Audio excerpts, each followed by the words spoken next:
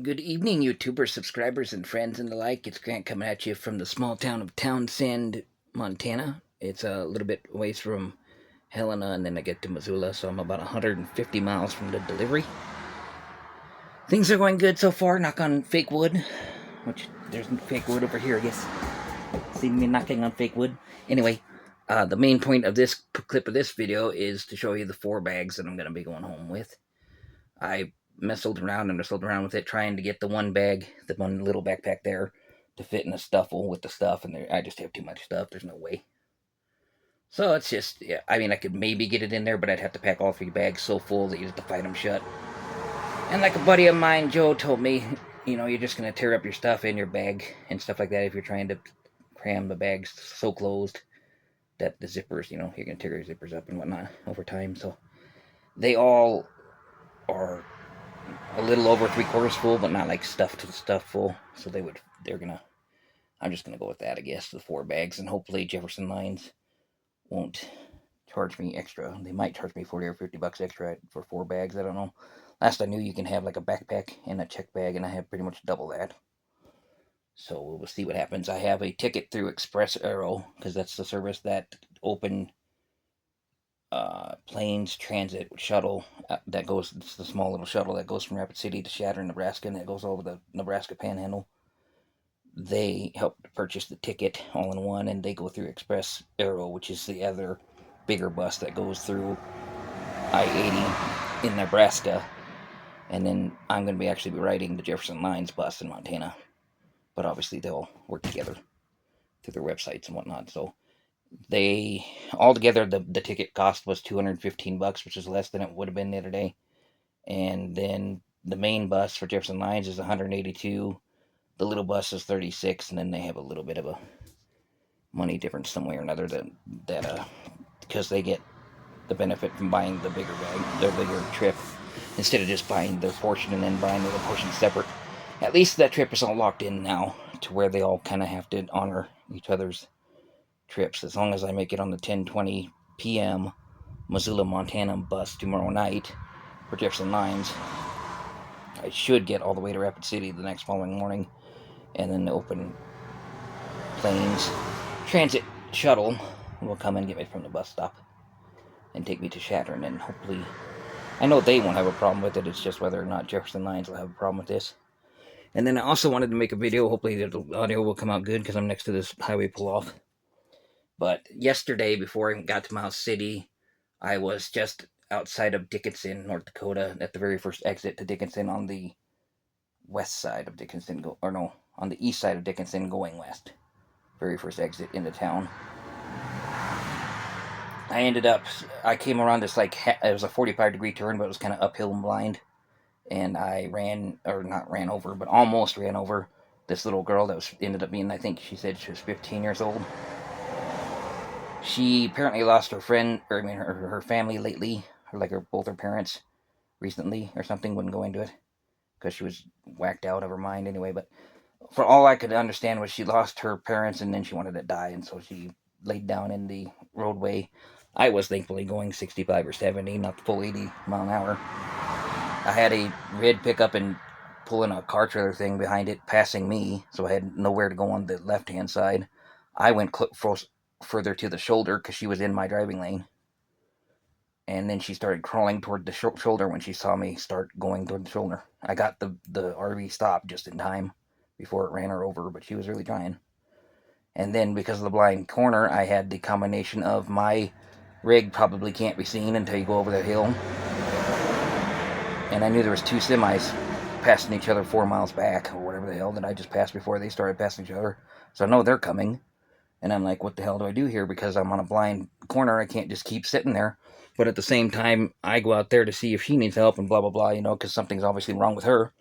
She gets up and tries to run out in front of that passing lane for the semi, who is going slower, but he's as far over on that left shoulder as he can get, trying to keep on going because it's his truck, a semi. And she's all trying to kill herself by jumping in front of the semi. I had to stop her from doing that. And then since I did that, I basically dragged her over here and put her in my passenger seat and yelled at her like a parent would, and told her to sit there and shut the hell up. And thankfully, she did what I was hoping she would do and just froze in the moment. And I came back over to the driver's side here, and I told the guy who had stopped behind me, who was on the phone with 911, probably, because he only saw the part where I was putting her back in the RV. And so he was calling because I might have kidnapped her or whatever. So he's on the phone with 911, and I yelled at him to tell the cops to meet us at the Dickinson Hospital. So I brought her up to the Dickinson Hospital, which is a mile and a half off the road or something. And as we get there, then she's starting to fight me because she sees the cops, of course, and she's not farmy enough to know that that's what's all going to happen. I let her obviously out of the RV at that point when the cops seen her, so they can chase her down. Whatever she didn't make it very far and get tackled, and whatever, and they drug her into the hospital and blah blah blah. And then they're holding her on the 5150, the crazy hold, for 72 hours. And then if she's on drugs and comes off of the drugs, they will evaluate her then. But if she was not on drugs the whole time and she's just out of her mind, she's probably likely going to the nut farm.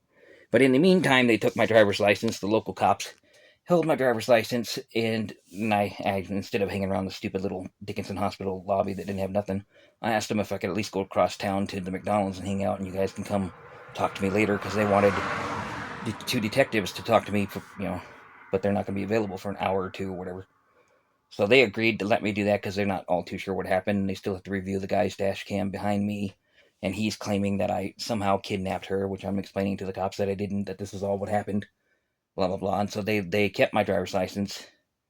And then so I'm local enough of a resident, I'm only, my driver's license for Miles City is like 100 miles or 80 miles to Glendive, and then maybe 100 miles to Dickinson. So it's only, we're pretty close. So they knew even if I ran away, my home address is close enough that it could come get me, whatever. So I go to McDonald's, and I sat there, and I was probably there for 45 minutes. Then these two detectives show up, and they ask me all the questions about what happened, where you going, where you come from, all this crap. And then they had me fill out a statement. Mostly they were there to have me fill out the statement to help her on the psychiatric hold. Help keep her there because of what I witnessed and what the guy witnessed behind me and stuff. And then, of course, they also had the guy's dash cam, and the dash cam did prove that she was already in the roadway before I stopped. So his dash cam saved me from his complaint, I guess, or his concern of thinking that she might have come out of my RV and I was trying to get her back in the RV, because I'm sure it looked bad.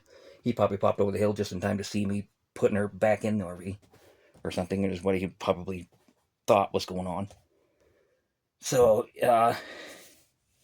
thankfully, he stopped. He was, somewhere or another and met them on the road somewhere between that. Because I, of course, left that deal and went to the hospital with her. So that happened before I showed up to Miles City. And I just didn't have enough time to make a video clip because I was still driving on.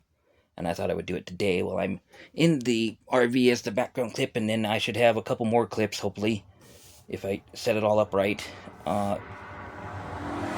Maybe of delivery, and then getting on the Jefferson Lines bus, and then the pan bus thingy. I do and don't like taking videos of that, because if the driver doesn't, all of a sudden doesn't like it, yeah, it's your First Amendment right to video, but they can refuse to take you with if they're shy, if their camera's shy or whatever. So I don't like putting people on camera, but maybe as they just come up or whatever, as the bus pulls up, I can get the clips of that or whatever to put with this video. And then this video will come out here in the next couple sets. This is July 7th. Today, Tuesday, July 7th. And this video will come out on the 10th in the roll. But we have, between myself and Airplane 312 combined videos that we did the other day, we have about a month worth of videos coming out. So you'll have content almost every other day for the entire month of July. And past this video on the 10th, I'm also going to try and upload for the 13th, give or take, from my apartment by the time I get all settled in and set up, so I can show you what it looks like, all furnished, blah, blah, blah. But that is the latest update. Like and subscribe, leave comments. I'll catch you in the flip on the next clips. Peace.